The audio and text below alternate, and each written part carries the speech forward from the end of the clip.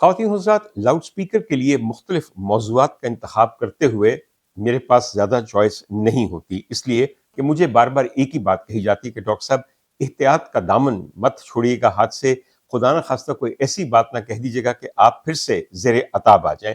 مجھے خود بھی اس چیز کا خیال رہتا ہے، مگر مجھے اپنی نیت کا پتہ ہے، مجھے دانستہ طور پہ کسی کے خلاف کوئی ایسی بات نہیں کرنی جو غلط ہو یا جھوٹ پہ مبنی ہو، مگر کیا کیا جائے، سچ سب سے کاری چوٹ ہے۔ سچ وہ چیز ہے جو برداشت کرنے کے لیے حوصلہ اور ضعف چاہیے، جو ہمارے معاشرے میں تو بالکل موجود نہیں ہے۔ لہٰذا میں ایسی باتوں سے بھی اب آپ کیا کیجئے ایک خاص قسم کے احتیاط کے ساتھ استعمال کرتا ہوں کہ جس میں سے کوئی بات نکل سکے، مگر میں یہ بھی جانتا ہوں کہ جنہوں نے آپ کی پکڑ کرنی ہے وہ تو آپ کو سانس لیتا دیکھ کے کہیں گے کہ تمہارا سانس بھی ایسا ہے کہ اس میں سے بغاوت کی بو آتی ہے، تم جس طرح پورا بھرپور ہوا کھینچ کے اپنے پھیپھڑوں میں بھرتے ہو، یہ اپنے حصے سے زیادہ کی آکسیجن استعمال کر رہے ہو، اور اس طرح تم اس کا ٹیکس نہیں دے رہے، لہٰذا تمہاری پکڑ ہوگی، تمہاری گردن دبائی جائے گی تاکہ تمہارا سانس صرف اوپر اوپر سے آئے، اور اگر دبا دیا بھی جائے تمہارا سانس اور تمہیں اس دنیا سے رخصت کر دیا جائے تو ایسی بری چیز یہ نہیں ہے، کیونکہ کیڑے مکوڑوں کا اکثر انجام ہمارے معاشروں میں، اور ہمارے معاشرے میں تو انسان کیڑے مکوڑے ہوتے ہیں، وہ یہی ہوتا ہے۔ خواتین حضرات، بہر طور پھر بھی ہر ہفتے میں کتنا بھی اپنے آپ کو دور کروں اپنے ارد گرد ہونے والے واقعات سے، اپنے ارد گرد کہے جانے والے جملوں سے، میں انسان ہوں، محسوس کرتا ہوں، ایک پاکستانی ہوں، صوبہ پنجاب کا رہائشی ہوں، لہٰذا ظاہر ہے کہ میں حکومت پاکستان اور حکومت پنجاب کا ایک سلطنت کا حصہ ہوں، ان کے محکوموں میں سے ان کیڑے مکوڑوں میں میرا بھی شمار ہے۔ لہٰذا کبھی کبھی تو میرا دل کرتا ہے کہ ایک معمولی کیڑا ہونے کے باوجود میں انسانی حقوق کا اپنا علم بلند کروں، اور کوئی نہ کوئی ایسی بات ضرور کروں کہ مجھے خود یقین آ جائے کہ نہیں، میں بھی انسان ہوں۔ آپ مجھے میرے حقوق مت دیجئے، مگر مجھے یہ کہنے پہ مجبور تو نہ کیجئے، نہ یہ سمجھنے پہ مجبور کیجئے کہ مجھے نہ بولنے کا حق ہے، نہ تنقید کا حق ہے، نہ اعتراض کا حق ہے، اور نہ ہی جینے کا حق ہے۔ وہ ہے میرے پاس، اور شاید یہ مجھ سے کوئی نہیں چھین سکتا سوائے اس ہستی کے جس کا قبضہ قدرت میں میری جان ہے، اور جب تک اس کو منظور ہے میں میرے خیال میں اسی کا خوف اپنے دل میں بسائے رکھوں گا بجائے آپ سب کے خوف کا۔ بلکہ آپ کو تو خود میں یہ کہتا ہوں کہ خدا کا خوف کریں، اس حد تک نہ جائیں۔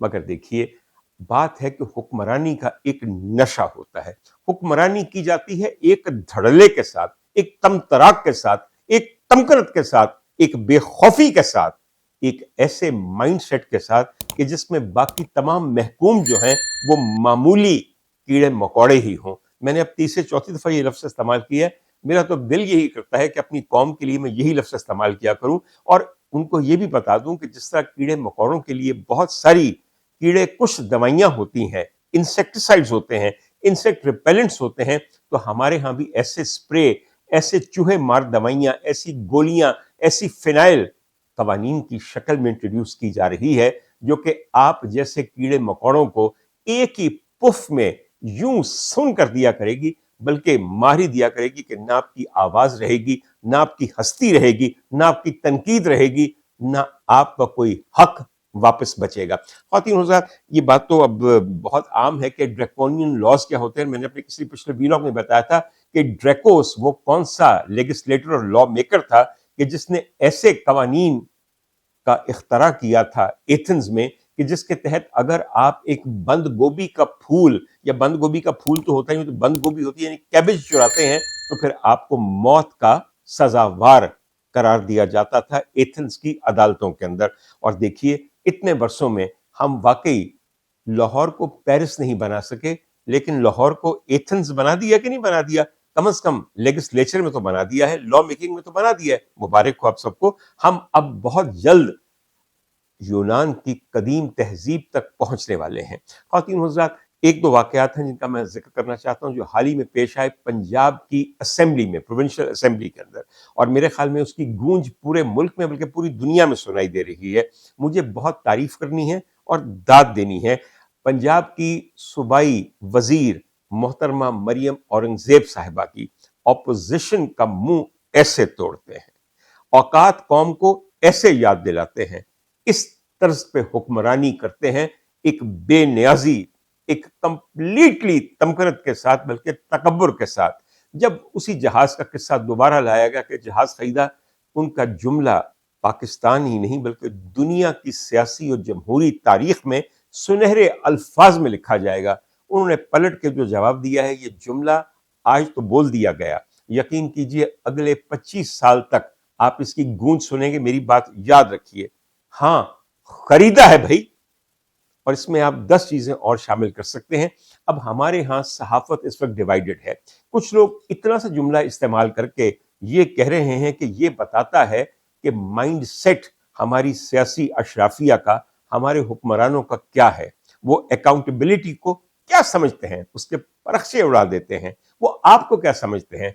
उन्होंने आपको बता दिया कि आप हैं किस काबिल। हाँ, हमारा पुट लो जो पुटना है, कर लो जो करना है। हाँ, खरीदा है हमने जहाज और तुम्हारे पैसों से खरीदा है। तुम कौन होते हो पूछने वाले? तुम्हारा कोई हक है कि हमारी अकाउंटेबिलिटी, हमारी किसी किस्म के एहतसाबी अमल में तुम शामिल हो सको? और हम क्या तुम्हें जवाबदेह हैं? अरे हम तो उनको जवाबदेह नहीं है जिनको सारी दुनिया जवाबदेह होती है, तो तुम क्या चीज हो? एक लोग तो ये कह रहे हैं, और दूसरे लोग कह रहे हैं कि देखिए उन्होंने कितना उम्दा मुदल्लल जवाब दिया है कि इससे पहले वो लोग जो कि बनी गाला से 50 रुपए के अंदर हेलीकॉप्टर चला के रोजाना असेंबली में आते थे, उनका तो हमने जिक्र नहीं किया। हमने उस वसीम अकरम प्लस वजीर आला पंजाब का जिक्र नहीं किया जो कि बदतरीन हालात के अंदर भी GOR में या अपनी सरकारी रिहाइश का या दफ्तर में बैठा रहता था, और कभी निकल के उसने अवाम और खासतौर पे पंजाब के अवाम के लिए एक तिनका नहीं तोड़ा। हाँ, अपने लिए करोड़ों रुपए के रोजाना कारोबार करता था, और हम सब जानते हैं कि वो उसका पूरा खानदान इसमें मुलव्वस था। और मेरे ख्याल में इमरान खान की बदबख्ती ही मैं कहूंगा, उसकी एक बहुत बड़ी वजह वजीर आला पंजाब, साबिक वजीर आला पंजाब उस्मान बुज़दार थे, और जाहिर है कि उनको भी अच्छी तरह फिर मरियम औरंगजेब साहिबा ने रगेदा। ख़वातीन हज़रात, बड़ी अच्छी बात है, उन्होंने बहुत मुदल्लल अंदाज से, बहुत जोरदार तरीके से जहाज की खरीदारी को सपोर्ट किया। अपनी वजीर आला को कहा कि हक बजानिब है, उन्होंने अवाम की खिदमत करनी है, और खिदमत अवाम की, गरीब, मजबूर, मुफलिस, भूखे, नंगे अवाम की खिदमत, जब तक आपके पास गल्फ जेट स्ट्रीम नहीं होगा 13 अरब रुपए का, तब तक खिदमत का मजा नहीं आएगा। और खिदमत उस सूरत से, उस स्पीड से नहीं होगी जिस स्पीड से वो करना चाहती हैं। तो जाहिर है कि अगर आवाम की खिदमत करनी है तो जाहिर है कि जेट स्ट्रीम होना चाहिए। इधर से उधर पलक झपकते में वजीर आला एक शहर से दूसरे शहर पहुंच जाए। आखिर देखिए ना, पंजाब का रकबा कितना बड़ा है। आपको मुल्तान से लाहौर आना हो तो कितने ही घंटे लग जाते हैं, मगर अब ये खेल चंद मिनटों का हो गया। ख़वातीन हुज़रात, साथ ही जब उन्होंने हमें ये बताया कि साबिक वज़ीर आला पंजाब क्या करते थे, तो मुझे पता चला कि दोनों प्लॉटों के अंदर, दोनों फिल्में जो चलाई गईं, उसके अंदर जो मजलूम किरदार है वो मखलूक पंजाब है, पंजाबी है। अगर उसने नालायकी की और इनएफिशिएंसी की दास्ताने रकम की हैं, और इन्होंने असराफ और बेजा अखराजात की हैं, और अपना माइंडसेट आपको बताया है, तो दोनों का नजला गिरा किस पे? किसने बर्दाश्त किया ये सब कुछ अपनी नातवा जान पे? पंजाब के लोगों ने, जिनकी हालत अब ये हो गई है कि अगर मैं आपके सामने बयान करूं तो यकीन नहीं आता कि हम 21वीं सदी में किस जगह पे जिंदा हैं, और हमारे ही लोग, हमारे ही हमवतन, हमारे ही सूबे में रहने वाले लोग अब गुर्बत के हाथों कितने मजबूर हो गए। मुझे बार बार आपके सामने वो कहानियां नहीं दोहरानी कि बगैर कफन के बाप अपने बेटों को दफन कर रहे हैं। ये आज से नहीं हो रहा, ये हमेशा से हो रहा है। और अब तो कफन एक गैर जरूरी खर्चा है। जब जिंदों को कुछ नहीं मिलता, उनके पास खाने को नहीं है, तो क्या एक मुर्दा लाश को यह हक हासिल है कि उसको सफेद लट्ठे के थान में से फड़वा के कफन दिया जाए? बस कर दीजिए, जिंदों के हकूक नहीं है तो लाशों के हकूक क्या होंगे, और मैयतों के हकूक का किसको फिक्र होगा? और ना ही फिक्र होना चाहिए मेरे ख्याल में, क्योंकि हालात ही ऐसे हो गए हैं। तो मैं ये समझता हूं कि एक बात तो बड़ी अच्छी की है कि बात साफ खुल के सामने रख दी है, लफ्जों को चबाया नहीं है, कमजोर वजाहतें देने की कोशिश नहीं की मरियम औरंगजेब साहिबा ने। और अपनी ही कॉलीग عظمہ بخاری صاحبہ کی طرح یہ نہیں کہا کہ دراصل یہ جہاز ہم مسافر ڈھونے کے لیے استعمال کریں گے جو ایئر پنجاب کے تحت پنجاب کے مختلف شہروں میں فلائٹ اڑا کرے گی۔ 19 لوگوں کے جہاز پہ مسافر ڈھونا۔ آپ سب نے ایکچولی عظمہ بخاری کے ساتھ تھوڑی سی زیادتی کی۔ اگر ان کو بھی یہ ہلا شیری دی جاتی، یہ جرت ان کے اندر پیدا کی جاتی، ان کی بھی پیٹھ تھپکی جاتی کہ جا بی بی تہ جا تے انہاں نوں یاد کرا دے انہاں دی اوقات کی ہے، ہندے کون نے؟ سانو پوچھن والے کہ ہاں ہم نے جہاز خریدا تو کہاں سے خریدا اور کیوں خریدا؟ خریدا ہے بھائی، کر لو جو کرنا ہے، پٹ لو جو پٹنا ہے۔ خواتین حضرات دیکھیے، میں یہ سمجھتا ہوں کہ آئینہ دکھایا ہے انہوں نے آپ کو، اور آئینہ دکھانا ہمیشہ اچھا ہوتا ہے، اس لیے کہ آپ کو اپنے خد و خال جو آپ کے ذہن میں ہوں کہ بے انتہا حسین ہیں وہ اصل میں دکھائی دیتے ہیں۔ آئینے جھوٹ نہیں بولتے، اس لیے آئینہ دکھانا بھی میری نظر میں ایک نیکی ہے۔ خواتین حضرات یہ باتیں تو ساری سیاسی باتیں ہو رہی ہیں، کچھ لوگ یہ کہہ رہے ہیں کہ بہت اچھا کیا مریم اورنگزیب نے، کچھ یہ کہہ رہے ہیں کہ بہت برا کیا، وغیرہ وغیرہ وغیرہ۔ وقت آپ کو بتائے گا کہ اس قسم کے جملے، اس قسم کا ایٹیٹیوڈ، اس قسم کے برتاؤ رویے کیا آپ کو لے کے دیتے ہیں مستقبل کے اندر۔ یہاں میں صرف آپ کو ایک بات بتا دوں کہ میں ایک لسٹ دیکھ رہا تھا ان تمام لوگوں کی جن کے پاس دنیا میں ہماری وزیر اعلیٰ پنجاب والا گلف سٹریم جیٹ ہے۔ آپ کو بہت خوشی ہوگی کہ اس میں ایسے ایسے نام ہیں، اور مجھے بحیثیت پاکستانی اور ایک پنجابی بہت خوشی ہے کہ میرے صوبے کی وزیر اعلیٰ کا نام اس فہرست میں شامل ہے جس فہرست میں سب سے پہلا نام آتا ہے ایلون مسک کا۔ ایلون مسک کے پاس بھی بالکل ایک ایسا جہاز ہے جو ہماری وزیر اعلیٰ پنجاب کے پاس ہے۔ تو سوچئے کہ وزیر اعلیٰ ہم نہ صحیح، ہماری وزیر اعلیٰ کم از کم کس قطار میں، کس گروپ میں، کس صف میں کھڑی ہیں۔ ایلون مسک اس وقت دنیا کے امیر ترین آدمی ہیں، امیر ترین آدمی، اور 12 جون 2026 کو وہ دنیا کے پہلے ٹریلینئر بن گئے ہیں ان ڈالرز۔ آپ میں سے بہت سارے لوگ میری طرح غریب ہیں، ان کو شاید اتنا پتہ ہی نہ ہو کہ ملین کیا ہوتا ہے، یا ملین کے بعد بلین کیا ہوتا ہے، یا ٹریلین کیا ہوتا ہے۔ تو میں تھوڑی سی وضاحت یہاں کر دوں۔ 1 ٹریلین میں 1000 بلین ہوتے ہیں، یعنی کہ اگر آپ کے پاس 1000 ارب ڈالر یا روپے ہیں تو پھر آپ ڈالرز یا روپے میں ایک ٹریلینئر بن جائیں گے۔ آپ ذرا سوچئے کہ جب میں ٹریلین لکھوں گا تو میں آپ کی آسانی کے لیے بتاؤں کہ اگر 1 لکھوں تو اس کے بعد کتنے صفر لگاؤں گا تو 1 ٹریلین بنے گا۔ دیکھ لیجئے کہ لاؤڈ سپیکر کو دیکھتے دیکھتے، سنتے سنتے آپ کیسی باتیں سیکھ لیتے ہیں۔ جب آپ 1 لکھیں تو اس کے بعد 12 صفر لگائیں۔ 12 صفر کے بعد آپ کا ایک نہیں رہے گا، 1 ٹریلین بن جائے گا۔ اللہ کرے کہ میرے عرض پاک پہ اللہ تعالیٰ ایسی رزق کی بارش کرے کہ یہاں چلیں سب ٹریلینر نہ ہوں مگر سب ملینر ہو جائیں، اور وہ بھی رزق حلال سے۔ خواتین حضرات یہاں میں آپ کو ایک اور بات بتا دوں کہ اب ایلون مسک ٹریلینر نہیں، کچھ اس کے آگے دیکھ رہے ہیں، اور مجھے پہلی دفعہ پتا چلا ان کے اپنے خواب اور خواہش کی وجہ سے کہ وہ اب خود کو دنیا کا پہلا وہ امیر شخص بنانا چاہتے ہیں جو کہ ٹریلینر کے بعد آئے۔ آپ جانتے ہیں کہ 1 ٹریلین کے بعد اگلی رقم کون سی ہوتی ہے؟ جی ہاں خواتین اور حضرات، اگلی ٹرم جو اس بے پایاں عمارت کو ڈسکرائب کرتی ہے اسے کہا جاتا ہے کوڈریلین، اور کوڈریلین، ایک کوڈریلین کا مالک کوڈریلینئر کہلاتا ہے۔ اور یہاں بھی آپ کو آسانی کے لیے میں بتا دوں کہ 1 کے بعد اگر آپ 12 نہیں، 13 نہیں، 14 نہیں، 15 صفر لگائیں گے تو 1 کوڈریلین ڈالر بنے گا۔ خواتین و حضرات، ہمارے پہلے دنیا کے ملینئر، دنیا کے سب سے امیر آدمی ایلون مسک صاحب اگر اپنے طیارے میں سفر کریں گے تو آپ کو بھی یہ خوشی ہوگی کہ آپ کی وزیر اعلیٰ بھی جب راجن پور یا لودھرا آنے والی بارشوں میں سیلابی علاقوں کا دورہ کرنے جائیں گے اور برباد گھروں کے چھتوں پہ یا درختوں کے اوپر بیٹھے ہوئے پھٹے ہوئے کپڑوں، بھوکے پیاسے خاندانوں کو دیکھنے جائیں گی تو ان کا جہاز وہی ہوگا جو دنیا کے سب سے امیر آدمی کا جہاز ہے۔ اچھا، صرف ایلون مسک صاحب نہیں، میں نے آپ کو کہا تھا کہ میں آپ کو فہرست بتاؤں گا کہ اس میں اور کون کون لوگ شامل ہیں۔ اچھا، اس میں ایک اور نام جو بڑا جگمگاتا ہوا ہے وہ ہے کم کارڈیشین کا۔ किम कार्डेशियन भी, जो एक आपको पता है कि अमेरिकन परफॉर्मर है, अभी आपने देखा कुछ अर्सा पहले वो बंबई भी आई हुई थी नीता अंबानी के बुलावे पे, जब उनके बेटे की शादी थी आनंद अंबानी की, और ये बहनें दोनों आई थी और क्या गजब की लग रही थी।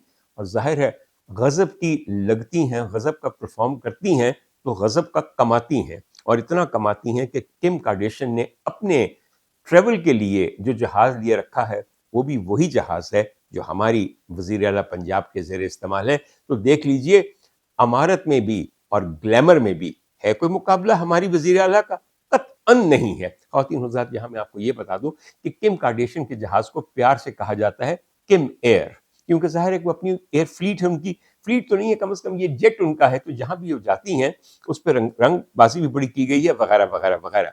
दो तीन नाम और आपके सामने रख दूं। ओपरा विनफ्री, आपको याद है ओपरा विनफ्री शो एक खातून करती थी जो कलर्ड अमेरिकन है और ब्लैक अमेरिकन है, और मेरे ख्याल में टेलीविजन प्रेजेंटर्स में उनका खास मकाम है। उनके पास भी यही जेट स्ट्रीम है। उसके अलावा बिल गेट्स भी अमीरों में शामिल हैं, तो जाहिर है कि उनके पास भी अमीरों वाला जहाज होगा। इसके अलावा एक साहब, इनका नाम है फिल नाइट, ये को फाउंडर हैं नाइकी कॉर्पोरेशन के। ख़वातीन हज़रात, ये तो वो लोग हैं जो कि स्टार्स हैं और जिनके पास ये जहाज़ है। इसके अलावा AT&T कॉर्पोरेशन के जो सदर हैं उनके पास भी यही जहाज़ है। कोका कोला के जो चीफ एग्जीक्यूटिव हैं दुनिया में, उनके पास भी यही जहाज़ है। और दुनिया की और ऐसी कंपनियां जिनको 500 बिलियन एनुअल टर्नओवर की मालिक समझी जाती हैं, उनके चीफ एग्जीक्यूटिव्स के लिए भी यही जहाज़ है as an executive mode of transport. तो भाई देख लीजिए, हमें आप कहते हैं हम तरक्की पजीर हैं, हम मकरूज हैं, हम दिवालिया होने वाले हैं, हम बिल्कुल इस वक्त क्या क्या किस मुआशी बदहाली के दहाने पे बैठे हुए हैं। लेकिन देख लीजिए, अगर हम पंजाब वन को देखें एज एन एयरप्लेन, तो फिर हम बिलियनर्स नहीं ट्रिलियनर्स के अंदर शुमार किए जाते हैं। और तीन हुज़्ज़ात, इस मौके पे एक बार फिर मैं भरपूर तरीके से मरियम औरंगजेब साहिबा की तारीफ करूंगा यहाँ पे, इसलिए कि इतनी अच्छी तर्जुमान हमारी वजीर आला को और मिल ही नहीं सकती। और जब उन्होंने ये जुमला अदा किया तो असेंबली में बैठे हुए हर शख्स, बशमूल जो साहब डिप्टी स्पीकर उस वक्त वहां पे स्पीकर की कुर्सी बैठे हुए थे, जिस तरह वो कहकहा मार के हंसे हैं हमारी हालत जार और हमारी औकात पे, उसने एक और गुलो गुरजाल बना दिया हमारी असेंबली की बिल्डिंग को। ख़वातीन हुज़्ज़ात, मगर न जाने क्यों उनका ये जुमला सुन के मेरे जहन में 18th सेंचुरी फ्रांस की एक किरदार का पूरा खाका मेरे जहन में उभर गया। और आप कहेंगे कि भाई फ्रांस में ये कौन सी ऐसी बीबी थी कि जिनको बीबी मरियम औरंगजेब के कहे हुए जुमले, हाँ खरीदा है भाई, ने आपको याद दिला दिया। मैं आपको बताऊं, एक मलिका थी फ्रांस की जिनका नाम था मैरी एंटोनेट फ्रांस के बादशाह लुई द 16th की बेगम थी। और ये वो मलिका थी जो पैदाइशी तौर पे ऑस्ट्रिया की मलिका क्वीन मैरिया टेरेसा की बेटी थी और 14वें नंबर पे थी। मेरे ख्याल में उनके 16 बच्चे हुए थे। ये बहुत छोटी उम्र पे ब्याह के लुई द 14th, जो उस वक्त क्राउन प्रिंस थे और डॉफी कहलाते थे फ्रांस के, उनकी बेगम बन के आई और ज़ाहिर है फिर क्राउन प्रिंसेस या डॉफीन बन गई फ्रांस की। ख़वातीन हुज़्ज़ात, किस्मत की कुछ माड़ी थी, इसलिए कि इनके टेस्ट बेइंतहा एक्सपेंसिव थे। ये वर्साए जैसे महल में आई, जो कि एक बेमिसल बेनज़ीर महल है, जो इन्हीं के शौहर के दादा लुई द 14th ने बनवाया था और उनको सन किंग कहा जाता था, क्योंकि उनके अंदर सूरज जैसी आबोताब और चमक और दमक थी। बहर तौर ख़वातीन हुज़्ज़ात, जब ये वहाँ पे आई हैं तो इनके शौक ऐसे थे कि हीरे जवाहरात, कपड़े, पार्टियाँ और इल्ज़ामात भी इन पे ऐसे थे कि जो तय्युश पसंद शहजादियों और मलिकाओं पे लगते थे। इनका एक जुमला बहुत मशहूर हुआ जो मुझे इतनी सदियों के बाद याद आया। ये जुमला इनसे एट्रीब्यूट किया जाता है, हमारे पास कोई सबूत नहीं है कि ये जुमला वाकई मैरी एंटोनेट ने अपने लबों से अदा किया या नहीं, मगर सब लोग इसे कबूल कर लेते हैं, इसलिए कि उस जमाने के अंदर सोशल मीडिया नहीं था, कैमरास नहीं थे, तो जाहिर है ये सुनी सुनाई बात है या ऐसी बात है जो मुबैना तौर पे की जाती है, मगर इसकी हकीकत का सबूत किसी के पास नहीं है। इन मलिका को कहा जाता था मैडम डेफिसिट, कि इनके अखराजात की वजह से पूरी की पूरी इकोनॉमी फ्रांस की तबाह हो गई है और फ्रांस के रहने वाले गरीब लोग रोटी को तरस गए हैं, भूख की वजह से अबतर हालात में है। मैडम डेफिसिट के नाम से ये मलिका थी, तो आप सोच सकते हैं कि कितनी शदीद नफरत इनके बारे में अवाम में पाई जाती होगी। मगर अवाम कहीं के भी हों, कहां तक बोल सकते हैं? बाहर तो और कुछ अवाम ऐसे हैं कि जो इनकलाब ले आते हैं। आप बिल्कुल फिक्र मत कीजिए, हम उनमें से कतअन नहीं है, कतअन नहीं है। हम तो तब्दीली नहीं बर्दाश्त कर सकते, इनकलाब कौन लाएगा? छोड़िए। ख़वातीन हज़रात, तो उस जमाने में एक दफा कुछ मिनिस्टर्स इनके पास आए और कहने लगे कि मलिका मैरी एंटोनेट, आप मेहरबानी से अपने अखराजात में कमी कीजिए, इसलिए कि हमारे जो आम पेजेंट्स हैं, जो किसान या दहकान हैं फ्रांस के, उनके पास रोटी नहीं है खाने को। तो उन्होंने बड़ी बेतनाई से जवाब दिया, if they don't have bread why don't they eat cakes? अगर उनके पास रोटी नहीं है तो वो केक्स क्यों नहीं खाते? ख्वातीन और हज़रात, इसकी मानवीयत समझने के लिए आपको अपने जहन पे ज्यादा जोर देने की जरूरत नहीं है। जरा याद कीजिए, हाँ भाई खरीदा है ना, आपको समझ आ जाएगी, और अगर नहीं आई बहुत जल्द आ भी जाएगी। ख्वातीन और हज़रात, इस एक जुमले की वजह से इस औरत का अंजाम फिर ये हुआ कि इनकलाबे फ्रांस आ गया। अपने महल से इनको अपने मियाँ और बच्चों समेत भागना पड़ा।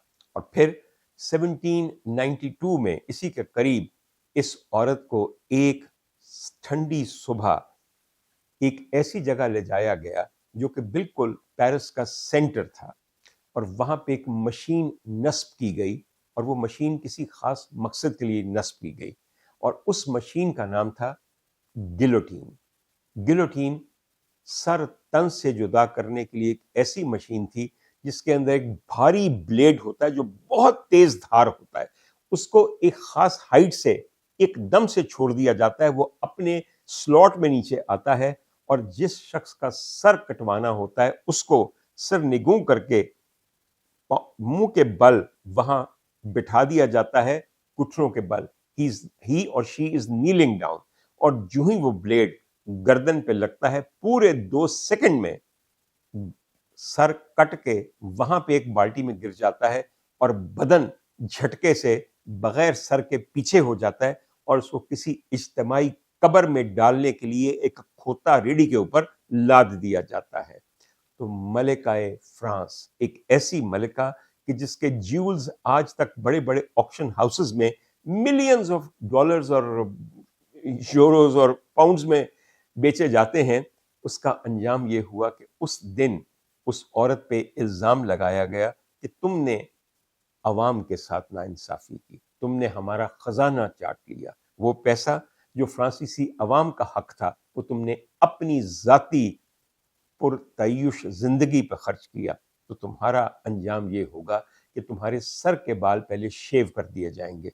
क्यों शेव कर दिए जाएंगे? क्योंकि इनके सर के बाल बहुत थे और ये बहुत बड़े एक पफ में बनाती थी उसे, और उन्होंने सोचा कि जब गिलोटीन का तेज ब्लेड गिरेगा और अगर इनकी गर्दन के पीछे गुद्दी पे इनके मोटे मोटे बाल होंगे तो शायद ब्लेड उतनी सूरत से गर्दन जुदा ना कर सके। तो सर से गंजा करके इन्हें अपने ही जल्लाद के सामने जब पेश किया गया तो कदम में हल्की सी लग़ज़िश आई, और इन्होंने अपना पैर गलती से अपने जल्लाद के पांव पे रख दिया।